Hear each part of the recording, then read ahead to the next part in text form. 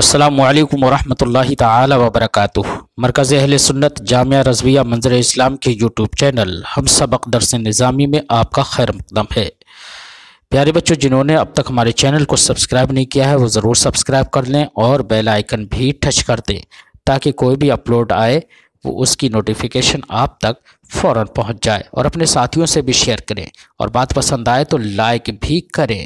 اب آپ کے سامنے شرح تہذیب کی تلخیص جو امداد اللبیب لفہم التہذیب کے نام سے ہے، اس کتاب کو پڑھائیں گے مفتی محمد قمر صاحب۔ آپ ان کو بغور سماعت فرمائیں۔ بسم اللہ الرحمن الرحیم۔ وشرطه جهة أن تكون الصغرى من الدائمتين أو تكون الكبرى مما ينعكس سالبتها وهي الدائمتان والعامتان والخاصتان، وأن تكون الممكنة الصغرى مع الكبرى الضرورية أو المشروطتين العامة والخاصة، أو تكون الممكنة الكبرى مع الضرورية الصغرى لا غير۔ بات آپ کی چل رہی تھی کہ تردید کی شق ثانی کیا تھی؟ حد اکبر کی موضوعیت کا عام ہونا کیفیت میں اختلاف کے ساتھ۔ اس تردید کی شق کے ذریعے سے جناب والا اشکال اربع کے تمام شرائط مکمل ہو چکے تھے۔ اشکال اربع کے تمام شرائط مکمل ہو چکے تھے، بس جہت کے اعتبار سے جناب والا شکل ثانی بچی تھی۔ جہت کے اعتبار سے یعنی کمیت و کیفیت کے اعتبار سے تمام اشکال اربع کے تمام شرائط کو ضابطے کی دونوں تردیدیں کیا ہو گئی تھی؟ شامل ہو گئی تھی۔ ضابطے کی دونوں تردیدیں شامل ہو گئی تھی، اور شکل اول شکل ثالث کو جہت کے اعتبار سے بھی شامل ہو گیا تھا ضابطہ۔ صرف اور صرف بچا کیا تھا؟ شکل ثانی جہت کے اعتبار سے کیا بچی تھی؟ کیا بھی ضابطہ شکل ثانی کو جہت کے اعتبار سے شکل ثانی کے تمام شرائط کو شامل نہیں ہوا تھا؟ تو اب شکل ثانی کے شرائط کو شامل ہونے کے لیے جہت کے اعتبار سے مصنف علیہ الرحمٰن نے تردید کی شق ثانی میں ایک اور قید بڑھائی، کیا؟ مع منافات نسبت وصف الاوسط الى وصف الاکبر لنسبته الى ذات الاصغر،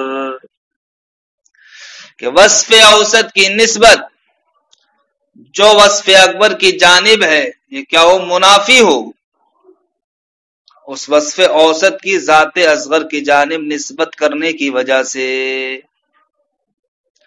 وصف اوسط کی نسبت جو وصف اکبر کی جانب ہے، جو وہ جناب والا منافی ہو، وصف اوسط کی نسبت وصف اکبر کی جانب جو کی گئی ہے وہ نسبت کیا ہونا چاہیے؟ منافی ہونا چاہیے۔ کیوں منافی ہونا چاہیے؟ اس لیے منافی ہونا چاہیے کہ وصف اوسط ذات اصغر کی جانب کیا ہے؟ منسوب ہے۔ وصف اوسط ذات اصغر کی جانب کیا ہے؟ منسوب ہے، لہذا وصف اوسط جو ذات اصغر کی جانب منسوب ہے وہ نسبت اور ہے، اور وصف اوسط جو وصف اکبر کی جانب منسوب ہے یہ نسبت اور ہے۔ لہذا جب دونوں نسبتیں علیحدہ علیحدہ ہو گئی تو ایک نسبت دوسری نسبت کا منافی ہوئی یا نہیں ہوئی؟ ایک نسبت دوسری نسبت کے منافی ہوئی۔ میرے بھائیوں، کوئی بھی ہم قیاس بنائیں گے تو دو مقدمے چاہیے نہیں چاہیے؟ تو دو مقدمے، ہر ایک مقدمہ پورا کب ہوگا؟ جبکہ اس میں نسبت ہوگی۔ اب قیاس کے لیے دو مقدمے درکار ہیں تو دونوں مقدموں میں ایک ایک نسبت ہوگی، تو کتنی نسبتیں ہو گئیں؟ دو نسبتیں ہو گئیں۔ ذہن کو حاضر کر رہے ہو؟ اچھا حاضر رکھو، میں قریب کر دوں یہ بات انشاءاللہ۔ تو دو مقدموں میں جناب والا ہوئی دو نسبت، تو ایک مقدمے میں جو نسبت ہے یہ نسبت منافی ہوگی اس مقدمے میں جو نسبت ہے اس نسبت کے بس یہ کہنا چاہ رہے ہیں مع منافات نسبت وصف الاوسط الى وصف الاکبر لنسبت ہی الى ذات الاصغر، کہ ایک نسبت دوسرے نسبت کا منافی۔ تو اب اس مقدمے میں وصف اوسط کی جو نسبت ہے کس کی جانب ہے؟ وہ ذات اصغر کی جانب ہوگی۔ تو یہ نسبت منافی ہے اس نسبت کے جو وصف اکبر کی جانب ہے، یعنی کہ دوسرے والے مقدمے میں حد اوسط کی نسبت کس کی جانب ہے؟ وصف اکبر کی جانب ہے۔ تو یہاں پر جو نسبت وصف اکبر کی جانب ہے اور یہاں پر جو نسبت ذات اصغر کی جانب ہے، یہ دونوں نسبتیں آپس میں منافی ہیں۔ دونوں نسبتیں آپس میں کون کون سی دو نسبتیں ہوئی ہیں؟ ایک وہ نسبت جو وصف اوسط کی ذات اصغر کی جانب ہے، دوسری وہ نسبت جو وصف اکبر کی جو وصف اوسط کی وصف اکبر کی جانب ہے، جو وصف اوسط کی وصف اکبر کی جانب ہے۔ یعنی کہ جناب والا آپ ذہن یہ بنائیے کہ شکل رابع میں دو مقدمے ہیں، آنکھیں بند کر کے تصور کرے رہو، شکل رابع میں دو مقدمے ہیں۔ پہلے والے مقدمے میں وصف اوسط کی نسبت ذات اصغر کی جانب کی گئی ہے، اور دوسرے والے مقدمے میں وصف اوسط کی نسبت وصف اکبر کی جانب کی گئی ہے۔ تو یہ دونوں نسبتیں سمجھ گئے ایک دوسرے کے کیا منافی ہیں۔ ابھی بھی تھوڑی اجنبیت والی لگ رہی ہوگی، اب پہلے آپ یہ سمجھو کہ صاحب ذات اصغر وصف اوسط، وصف اکبر وصف اوسط، یہ کیا آئٹم ہے؟ تو یہ آپ یوں سمجھیے کہ علم نحو کے زبان میں آ جائیے کہ مبتدا کون سی چیز بنتی ہے؟ جو ذات ہوتی ہے۔ ذات اس لائق ہے کہ اس پر کسی چیز کا حکم لگایا جائے، تو مبتدا ذات بنتی ہے، یعنی یا کہ کہہ لو جو ذات ہوتی ہے وہ کیا بنتی ہے؟ مبتدا ہونے کے لائق ہے۔ اور خبر کیا ہوتا ہے؟ وصف۔ اور خبر کیا ہوتی ہے؟ معمول۔ تو معمول ہونے والی چیز کیا ہوئی؟ وصف۔ جس پر معمول ہوئی وہ چیز کیا ہوئی؟ ذات۔ تو مبتدا ہوئی ذات اور خبر ہوا وصف۔ خبر کیا ہوئی صاحب؟ وصف۔ اب جناب والا شکل رابع میں دو مقدمے ہیں، پہلے مقدمے میں ایک موضوع ہے، دوسرا معمول ہے۔ موضوع کیا ہے؟ گویا کہ یہ مبتدا ہے، اور معمول خبر ہے، معمول خبر ہے جناب والا۔ تو اب دیکھو یہاں پر جو خبر ہے جو معمول ہے وہ شکل رابع میں صغرا کے اندر معمول کیا ہوتا ہے؟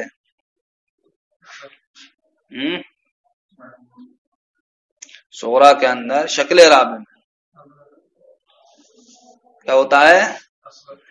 اصغر۔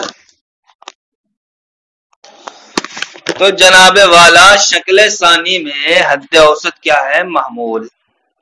اس سبق میں جہاں جہاں شکل رابع نکل گیا ہے وہاں شکل رابع سے مراد شکل ثانی ہے۔ گفتگو شکل ثانی کے جہت کے اعتبار سے چل رہی ہے، سبقت لسانی کی بنیاد پر شکل رابع نکل گیا ہے۔ آپ حضرات شکل رابع ذہن میں نہ رکھتے ہوئے شکل ثانی مراد ہے۔ اب بات یہ چل رہی تھی کہ شکل ثانی میں حد اوسط کہاں ہوتا ہے؟ معمول کی جگہ۔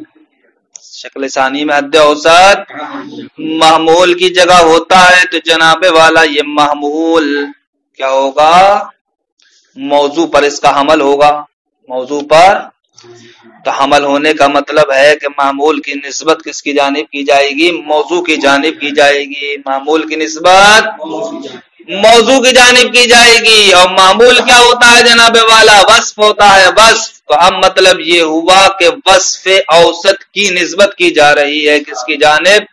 ذات اصغر کی جانب۔ وصف معمول کی نسبت تو وصف اوسط کی جو نسبت ذات اصغر کی جانب کی جا رہی ہے، تو بتاتے ہیں یہ نسبت غیر ہے اس نسبت کے کہ جو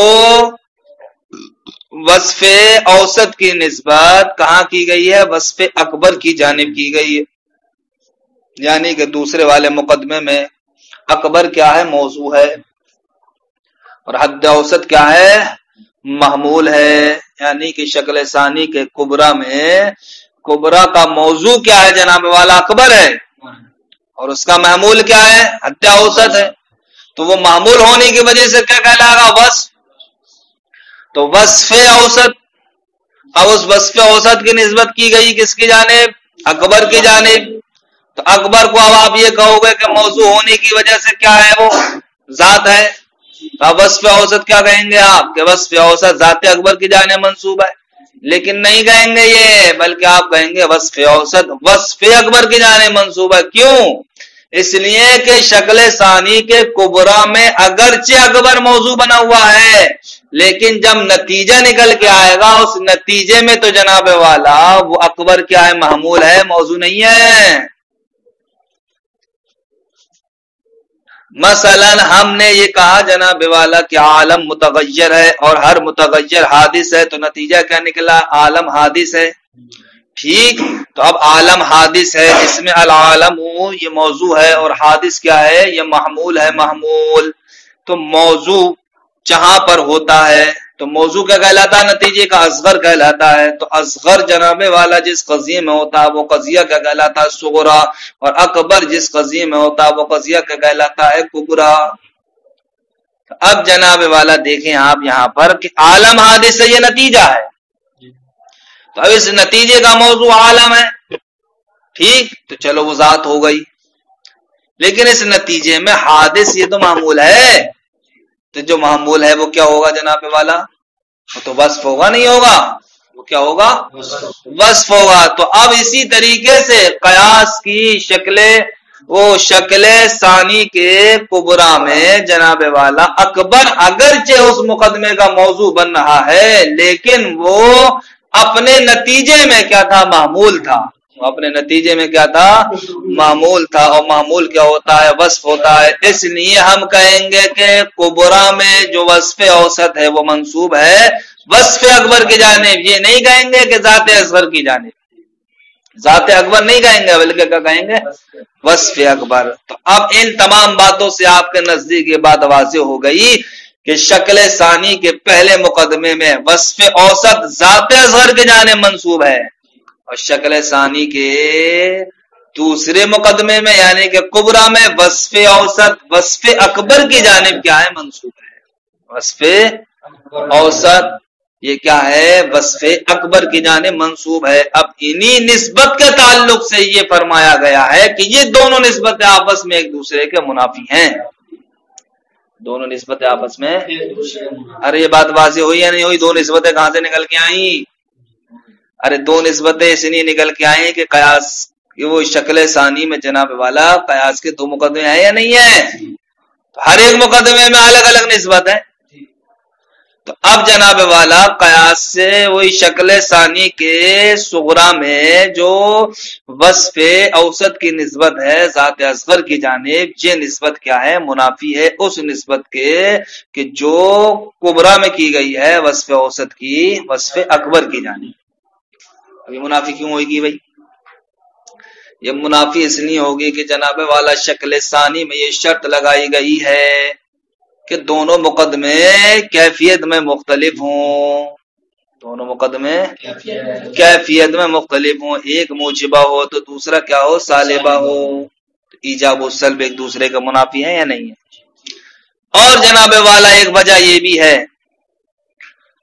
کہ وصف اوسط کی جو نسبت ذات اصغر کی جانب کی گئی ہے تو وہ جناب والا مثلا کیا؟ موجبہ ہے. اور یہاں پر جو وصف اوسط کی نسبت وصف اکبر کی جانب کی گئی ہے تو گویا کہ یہ کیا؟ سالبہ ہے. اور آپ جانتے ہی ہیں کہ جناب والا جو نسبت ایجاب کے ساتھ ہو اور ایک وہ نسبت جو سلب کے ساتھ ہو تو یہ دونوں نسبت آپس میں ایک دوسرے کیا ہوتی ہیں؟ منافی ہوتی ہیں. بہرحال شکل ثانی میں جب آپ ذہن دوڑائیں گے جہت کے اعتبار سے جو اس میں شرط لگی ہوئی ہے تو اس شرط کا ماصل بھی یہی ہے کہ نسبت آپس میں ایک دوسرے کے منافی ہوں گی. تو شکل ثانی کے جہت کے اعتبار سے نتیجہ دینے کی جو شرط ہے، جہت کے اعتبار سے نتیجہ دینے کی جو شرط ہے اس کا ماصل کیا ہے؟ نسبتوں کے درمیان تنافی کا ہونا. نسبتوں کے درمیان کون سی نسبتوں کے درمیان؟ جو جناب والا صغرا و کبرا میں نسبتیں ہیں، جو حد اوسط کی ذات اصغر کی جانب کی گئی ہے، جو حد اوسط کی وصف اکبر کی جانب کی گئی ہے۔ یہ دو نسبتیں ہیں، یہ نسبتیں کیا ہیں؟ آپس میں منافی ہیں۔ یہ شکل ثانی کی جہت کے اعتبار سے شرط کا ماحصل نکل کے آتا ہے، اور یہاں پر بھی ضابطے کی تردید، ضابطے کی شق ثانی میں جو ذکر کیا جا رہا ہے وہ بھی تو یہی ذکر کیا جا رہا ہے کہ وصف اوسط کی نسبت وصف اکبر کی جانب منافی ہو۔ وصف اوسط کی نسبت جو وصف اکبر کی جانب ہے یہ کیا ہونا چاہیے؟ منافی ہونا چاہیے۔ کیوں؟ اس لیے کہ وصف اوسط کی نسبت ذات اصغر کی جانب کی گئی ہے، اس وجہ سے، اس لیے کہ ایک مقدمہ کیا ہے؟ موجبہ ہے، تو دوسرا مقدمہ کیا ہے؟ سالبہ ہے۔ تو وہاں پر جناب والا وصف اوسط کی نسبت ذات اصغر کی جانب کی گئی ہے، اس لیے اس والے میں، دوسرے والے میں جو وصف اوسط کی نسبت وصف اکبر کی جانب کی گئی، آپس میں ایک دوسرے کا منافی ہو۔ اتنا آپ یہ ذہن میں رکھیں کہ جناب والا شکل ثانی کی جہت کے اعتبار سے جو شرط ہے، جہت کے اعتبار سے جو شرط ہے، سمجھ گئے؟ تو اس پوری شرط کا محصل یہ نکلے گا کہ دونوں نسبتیں کیا ہونا چاہیے؟ منافی ہونا چاہیے۔ اور یہاں پر بھی ضابطے میں جناب والا مصنف نے ضابطے میں بھی تو یہی ذکر کیا ہے کہ وصف اوسط کی نسبت جو وصف اکبر کی جانب ہے یہ منافی ہونا چاہیے، اس وصف اوسط کے ذات اصغر کی جانب نسبت ہونے کی وجہ سے۔ لہذا اب یہ غیر شکل ثانی کی جہت کے اعتبار سے جو شرط ہے اس شرط کو شامل ہوگی یا نہیں ہوگی؟ لہذا اب آپ پہلے شکل ثانی کے کیا سمجھیں؟ شرائط سمجھیں۔ جہت کے اعتبار سے کیا کیا شرطیں تھی؟ وہی ہیں جو پڑھ چکے ہو تم پہلے۔ پہلی شرط تھی ان تکون الصغرى من الدائمتین، کہ صغرا جناب والا دائمتین میں سے ہو، پہلی شرط تھی ہے۔ یا پھر جناب والا تکون الکبریٰ مما ينعکس سالبت، ہوا کہ کبریٰ ان قضایا میں سے ہو کہ جن کے سوالب کا عکس آتا ہے۔ تو ایسے وہ قضیے کتنے تھے؟ تم نے ماں قبل میں پڑھا تھا 6 تھے کہ جن کے سوالب کا عکس آتا ہے۔ 2 کیا تھے؟ دائمتین یعنی ضروریہ اور دائمہ، اور 2 عامتان یعنی کہ مطلق عامہ اور ممکنہ عامہ، نہیں مطلق عامہ اور مشروط عامہ۔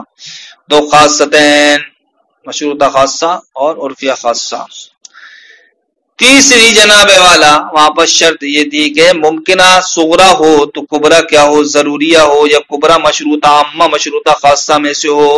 اور جناب والا اگر اس کا الٹا ہو تو اس طریقے سے ہو کہ ممکنہ اگر کبرا ہو تو جناب والا صغرا ضروریہ ہو۔ تو یہ شکل ثانی کے جہت کے اعتبار سے نتیجہ دینے کی کیا تھیں؟ شرطیں تھیں۔ کتنی تھیں؟ 3 طریقے کی شرطیں تھیں کہ صغرا یا تو دائمتین میں سے ہونا چاہیے، ٹھیک، یا پھر کبرا ان میں سے ہونا چاہیے کہ جن کے سوالب کا عکس آتا ہے، وہ کیا ہیں؟ 6 قضایا ہیں۔ یا پھر جناب والا ممکنہ اگر صغرا ہو، صغرا یعنی کہ اگر ممکنہ ہو تو کبرا کیا ہونا چاہیے؟ ضروریہ ہونا چاہیے، یا پھر مشروطہ خاصہ یا پھر مشروطہ عامہ ہونا چاہیے۔ یا پھر جناب والا کبرا اگر ممکنہ ہو تب ایسی صورت میں صغرا ضروریہ ہونا چاہیے، صغرا کیا ہونا چاہیے؟ ضروریہ ہونا چاہیے۔ یعنی کہ ایک مقدمہ جس نسبت پر مشتمل ہے اس نسبت کے منافی نسبت دوسرے والے مقدمے میں ہونا چاہیے، یہ ہے شرطوں کا محصل۔ ارے صغرا جناب والا اگر دائمتین میں سے ہے، ٹھیک، تو کبرا کیا ہوگا؟ ممکنہ میں سے ہوگا۔ اور اگر کبرا جناب والا کیا ہو؟ ممکنہ میں سے ہو، وہی صغرا کیا ہو؟ ممکنہ میں سے ہو، تو کبرا جناب والا ان میں سے ہونا چاہیے جن کے سوالب کا عکس آتا ہے۔ وہ کیا ہیں؟ وہ دائمتین، عامتین، خاصتین۔ تو اب دیکھو یہاں پر بھی صغرا میں کیا ہوا جناب والا؟ نسبت کا امکان ہوا، اور کبرا میں نسبت کا امکان نہیں ہے، بلکہ کہیں نسبت کا دوام ہے، کہیں نسبت کا ضرورت ہے۔ بہرحال شکل ثانی میں جب آپ نگاہ دوڑائیں گے تو ایک مقدمہ جس نسبت پر مشتمل ہوگا تو وہ نسبت اس والے نسبت کے غیر ہوگی کہ جس نسبت پر دوسرا والا مقدمہ کیا ہے؟ مشتمل ہے۔ وَإِذَا نَظَرْتَ فِي هَذِهِ الشُّرُوطِ، اور جب آپ ان شرطوں میں غور و فکر کریں گے تو وجدت، تو آپ پائیں گے ان المقدمتین، کہ دونوں مقدمے یتحقق بینہما تنافی النسبتین، کہ ان دونوں مقدموں کے درمیان دونوں نسبتوں کی تنافی متحقق ہوگی۔ کیوں؟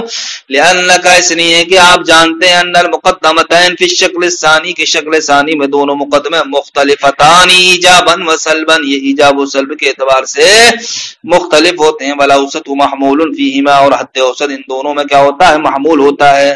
فإن کان الحکم فی الصغری بالدوام ایجابا، تو اگر جناب والا حکم صغری میں دوام ایجابی کا ہو، یعنی کہ دوام کا ہو، ایجاب کی صورت میں، مثلا وفی الکبریٰ، کبریٰ میں جناب والا سلب کا ہو، لیکن اب دوام کا نہیں، بلکہ بإحدی الجہات سوى الامکان، یعنی کہ امکان کے علاوہ کسی جہتوں میں سے کسی ایک جہت کا ہو، امکان کے علاوہ جہتوں میں سے کسی ایک جہت کے ساتھ ہو، لیکن صغریٰ میں جناب والا کیا ہے؟ دوام کا ایجاب ہے، اور کبریٰ میں جناب والا، کبریٰ میں امکان کے علاوہ جو بھی جہت ذکر کی گئی ہے اس جہت کا کیا ہے؟ سلب ہے، اس جہت کا کیا ہے؟ سلب ہے، لیکن صغریٰ میں دوام کا ایجاب ہے، اور دوسرے میں کیا ہے؟ امکان کے علاوہ جس جہت کو بھی ہم لے کر کے آئے ہیں اس کا کیا ہے؟ سلب ہے۔ تو کہتے ہیں تحققت المنافات، تب ایسی صورت میں منافات متحقق ہے، اس لیے کہ فإن الفعلیت عام تلک الجہات، اس لیے کہ آپ امکان کے علاوہ جو بھی جہت صغریٰ میں کبریٰ میں لے کر کے آئیں گے تو اس کے اندر فعلیت ضرور پائی جائے گی، اس کے اندر، یعنی کہ کوئی ایک زمانہ اس کے اندر ضرور پایا جائے گا، یا تو تمام زمانے پائے جائیں گے، یا پھر جناب والا حکم کسی ایک زمانے میں ہوگا، تو تمام زمانوں میں ہو تب بھی فعلیت کا تحقق ہے، ایک زمانے میں ہو تب بھی کیا ہے؟ فعلیت کا تحقق ہے۔ ہنسنے کی ضرورت نہیں ہے، غور و فکر کرنے کی ضرورت یہ ہے کہ جب صغریٰ ہمارا دائمہ ہے، ٹھیک، تو اب جہتوں میں سے کسی ایک جہت کے ساتھ ہو، لیکن صغریٰ میں جناب والا کیا ہے؟ دوام کا ایجاب ہے، اور کبریٰ میں جناب والا، کبریٰ میں امکان کے علاوہ جو بھی جہت ذکر کی گئی ہے اس جہت کا کیا ہے؟ سلب ہے، اس جہت کا کیا ہے؟ سلب ہے، لیکن صغریٰ میں دوام کا ایجاب ہے، اور دوسرے میں کیا ہے؟ امکان کے علاوہ جس جہت کو بھی ہم لے کر کے آئے ہیں اس کا کیا ہے؟ سلب ہے۔ تو کہتے ہیں تحققت المنافات، تب ایسی صورت میں منافات متحقق ہے، اس لیے کہ فإن الفعلیت عام تلک الجہات، اس لیے کہ آپ امکان کے علاوہ جو بھی جہت صغریٰ میں کبریٰ میں لے کر کے آئیں گے تو اس کے اندر فعلیت ضرور پائی جائے گی، اس کے اندر، یعنی کہ کوئی ایک زمانہ اس کے اندر ضرور پایا جائے گا، یا تو تمام زمانے پائے جائیں گے، یا پھر جناب والا حکم کسی ایک زمانے میں ہوگا، تو تمام زمانوں میں ہو تب بھی فعلیت کا تحقق ہے، ایک زمانے میں ہو تب بھی کیا ہے؟ فعلیت کا تحقق ہے۔ ہنسنے کی ضرورت نہیں ہے، غور و فکر کرنے کی ضرورت یہ ہے کہ جب صغریٰ ہمارا دائمہ ہے، ٹھیک، تو اب اس کا سلب کیا ہوگا؟ دائمہ کا مطلب ہے کہ وہ حکم ہر زمانے میں ہے، تبھی تو دائمہ ہوگا وہ۔ اب اس حکم کا منافی کون سی چیز بنے گی؟ وہ بنے گی نہیں بنے گی کہ جہاں پر ہم کیا کر دیں؟ کسی ایک زمانے میں اس کا سلب کر دیں، تو کسی ایک زمانے میں سلب، یہی تو فعلیت ہے۔ تو اب یا تو ہم جناب والا دائمہ کے مقابل، یعنی کہ جو چیز تمام زمانوں میں پائی جاتی ہے اس کا سلب یا تو اس طریقے سے کریں گے کہ تمام زمانوں میں نفی کر دیں، یا پھر سلب اس طریقے سے کریں گے کہ کسی ایک زمانے میں ثابت رکھیں، ٹھیک، تب بھی تمام زمانوں میں پائے جانے کی نفی ہے یا نہیں ہے؟ صرف ایک ہی زمانے میں تو پائی گئی، اور یہاں تمام زمانوں میں پائے جانا، تو تمام زمانوں میں پائے جانے کی نفی یا تو ایک زمانے کی صورت میں بھی ہو سکتی ہے یا تمام زمانوں کی نفی کی صورت میں بھی ہو سکتی ہے۔ لہذا جب صغریٰ ہمارا دائمہ ہے اور موجبہ ہے، اور کبریٰ ہمارا کیا ہے؟ ممکنہ کے علاوہ کسی نہ کسی جہت پر مشتمل ہے، اب کوئی سی بھی آپ جہت لے کر کے آئیں، دوام کے ایجاب دوام کے مقابل اس کی جو نفی ہوگی وہ کیسے ہوگی؟ فعلیت کے سلب سے ہوگی یا نہیں ہوگی؟ ارے کسی بھی جہت کو ہم لے کر کے آئیں گے اس جہت کے سلب سے ہوگی، اس جہت کے سلب سے ہوگی۔ اب ہم ان جہتوں میں سے سب سے چھوٹی چیز یا سب سے نچلی چیز فعلیت کو اٹھا لے رہے ہیں کہ جہاں پر فعلیت کا مطلب کیا ہوتا ہے کہ حکم کسی ایک زمانے میں ہو۔ اب اگر ایک زمانے میں ہم نفی کر دیں گے ایک زمانے میں اگر ہم نفی کر دیں گے تو جناب والا اس کی نفی سے تمام زمانوں کی بھی نفی کیا ہو جائے گی؟ ثابت ہو جائے گی۔ تو اب ہم جناب والا بس فعلیت کو دکھا کر کے یا فعلیت کے ذریعے سے ہم اس بات کو ثابت کریں گے کہ جب فعلیت کا سلب یہ دوام ایجابی کے کیا منافی ہے، جب فعلیت کا سلب دوام ایجابی کے منافی ہوگا تو وہ حکم جو جناب والا جس کی نفی سب زمانوں میں کر دی گئی ہو تو وہ تو بدرجہ اولا کیا ہوگا؟ اس دوام ایجابی کے منافی ہوگا۔ ارے جب ایک زمانے میں نفی یہ منافی ہو گئی دوام ایجابی کے تو وہ حکم جو تمام زمانوں میں نفی پر مشتمل ہے بدرجہ اولا منافی ہوگا نہیں ہوگا دوام ایجابی کے۔ لہذا اب ہم کبرا میں جو بھی جہد لے کر کے آئیں گے امکان کے علاوہ اس جہد کے ذریعے جناب والا سلب ہوگا۔ ٹھیک، اب ہم ان جہتوں میں سے سب سے نچلی جہت فعلیت کو پکڑ لیا ہم نے کہ ایک زمانے میں ہم سلب دکھا دیں، تو جب فعلیت یعنی ایک زمانے میں سلب ہو گیا، ٹھیک، تو اب جناب والا جب ایک زمانے میں سلب دوام ایجابی کے منافی ہوا تو جہاں پر تمام زمانوں میں سلب ہے وہ بدرجہ اولا دوام ایجابی کے منافی ہوگا۔ تو اب دیکھو صغرا دوام ایجابی پر مشتمل تھا اور کبرا جناب والا چاہے ایسی نسبت پر مشتمل ہو جس کی نفی ایک زمانے میں ہو، چاہے ایسی نسبت پر مشتمل ہو کہ جس کی نفی تمام زمانوں میں ہے، بہرحال یہ منافی ہوگی کس کے؟ دوام ایجابی کے۔ تو جب دیکھو ایک دوسرے کا منافی ہو گئی تو منافات ظاہر ہو گئی یا نہیں ہوگی؟ تو یہی تو کہنا چاہ رہے ہیں کہ جو صغرا میں نسبت ہے وہ نسبت کیا ہے؟ منافی ہے اس نسبت کے جو کبرا میں ہے۔ فَإِنَّ الْفِعْلِيَّةَ أَعَمُّ تِلْكَ الْجِهَادِ، اس لیے کہ فعلیت یعنی کہ جناب والا کسی حکم کا ایک زمانے میں ہونا یہ عام ہے ان تمام جہادوں کو، یعنی کہ جس جہت کے ذریعے بھی آپ کبرا کو لے کر کے آئیں گے تو ان میں سب سے نچلی جہت کس کی ہے؟ فعلیت کی ہے۔ وبین دوام ایجابی، اور جناب والا دوام ایجاب کے درمیان، وفعلیت سلبی، اور فعلیت سلب کے درمیان منافات کیا ہے؟ منافات ہے۔ وَإِذَا كَانَتْ فعلیت السلبی، تو جب جناب والا سلب کی فعلیت ہوگی، تو جب سلب کی فعلیت منافیتن یا منافی ہے لدوام ایجاب دوام ایجابی کے، فما ہوا اخص منہا، تو وہ نسبتیں جو اس سے بھی زیادہ اخص ہیں، کانا منافیا لہو، وہ تو بدرجہ اولا دوام ایجابی کے منافی ہوں گی، بدرجہ اولا دوام ایجابی کے منافی ہوں گی۔